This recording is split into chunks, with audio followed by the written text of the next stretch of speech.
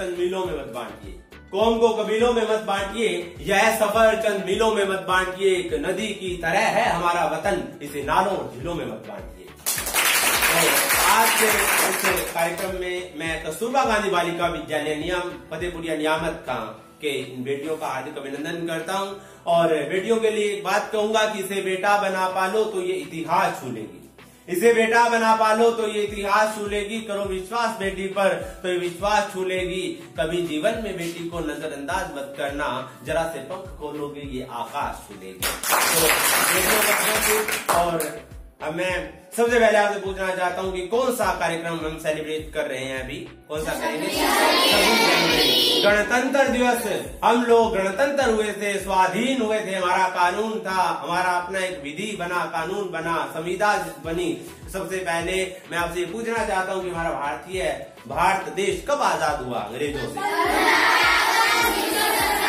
15 अगस्त 1947 को हमारा भारतवर्ष आजाद हुआ। इसके बाद हमें जरूरत थी कानून की, अधिकार की, वो कानून लिखे गए। आज बेटियों के अधिकार की बात करें, शिक्षा के अधिकार की बात करें, जहां वो की बातें लिखी जाती हैं, जहां पर वो हमें अधिकार दिए गए, वो हमारा भारतीय संविधान है। क्या है हमारा भारतीय संविधान?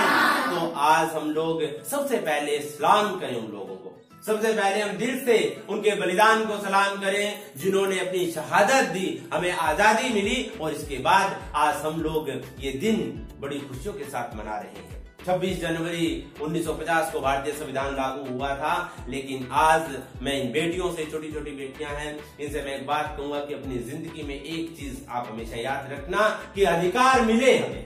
भारतीय संविधान में अधिकार मिला कि नारियों को अधिकार है, बेटियों को अधिकार है, हर व्यक्ति को अधिकार है, वो कहीं पर भी धरना कर सकता है, कहीं पर भी हड़ताल कर सकता है, भाषण कर सकता है, लेकिन कर्तव्य उसका क्या है कि जातिवाद, धर्म, एक दूसरे को कहते हैं कि ये जाति मेरी नहीं है, दूसरी जातियों के साथ लड़ना, धर्म के नाम पर लड़ाई होना, कहते ना कि हिंदू की नहीं है, मुसलमान की नहीं है हिंद जिसका नाम, ये शहीदों की जमीन है। तो ये रियल में शहीदों की जमी है। हम हिंदू मुसलमान की संप्रदाय की लड़ाई, धर्म की लड़ाई को एक तरफ होकर हम अपने अधिकारों का प्रयोग करते हुए कर्तव्यों का पालन कीजिए। हम लोग, हमारा भारत के प्रति क्या हमारा एक रिस्पॉन्सिबिलिटी है, क्या जिम्मेवारी है भारत देश के प्रति?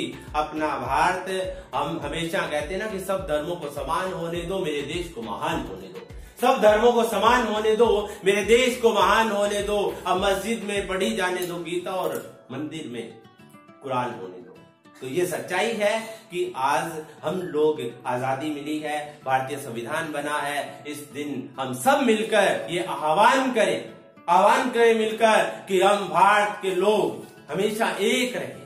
हमेशा हम लोग धर्म, जाति के नाम पर, भाषा के नाम पर जो दंगे हैं, भेदभाव को खत्म करते हुए हम भारत के लोग एक होने का दावा करें। मेरा इन छोटी छोटी बेटियों के सामने यही एक संदेश है, यही एक संदेश है कि हम एक संकल्प लेंगे।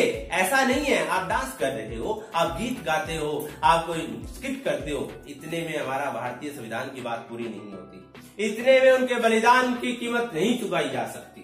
इसलिए हम लोग उनकी कीमत तभी चुका सकते हैं जब मैं अपने देश के लिए क्या कर सकता हूँ। क्या छोटी मोटी बात के लिए हम लोग झगड़ पड़ते हैं, आपस में भूल जाते हैं भाईचारे को कि ये भी मेरी बहन है, ये भी मेरा भाई है। छोटी मोटी बातों के लिए झगड़ पड़ते हैं। क्या हम भारत की राष्ट्रीय एकता की बात कर सकते हैं?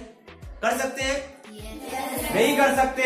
हम लोग राष्ट्रीय एकता की बात नहीं कर सकते जब छोटी सी बात, आपस में झगड़ गए, हम लोग झगड़ पड़े छोटी सी बात के ऊपर, तो आप बताइए क्या राष्ट्रीय एकता की बात हो सकती है?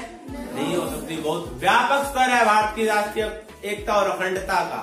तो हम लोग, मैं यही आपसे कहूंगा कि अंत में कि दुनिया के सब पीर पैगंबर यही संदेश सुनाते हैं, दुनिया के सब पीर पैगंबर यही संदेश सुनाते हैं, प्रेम से मजलिस सस्ती है, नफरत से मरकट बनते, आपस में स्नेह के साथ रहें, प्यार के साथ रहें, हम भारत के लोग हमेशा एक रहें। इसी के अंदर हमारी एकता है, इसी के अंदर हमारी राष्ट्रीय एकता है। मैं आप सभी स्टूडेंट्स का, सभी बेटियों का इन्हीं शब्दों के साथ हार्दिक अभिनंदन करता हूँ। गणतंत्र दिवस की आपको हार्दिक शुभकामनाएं देता हूँ। धन्यवाद।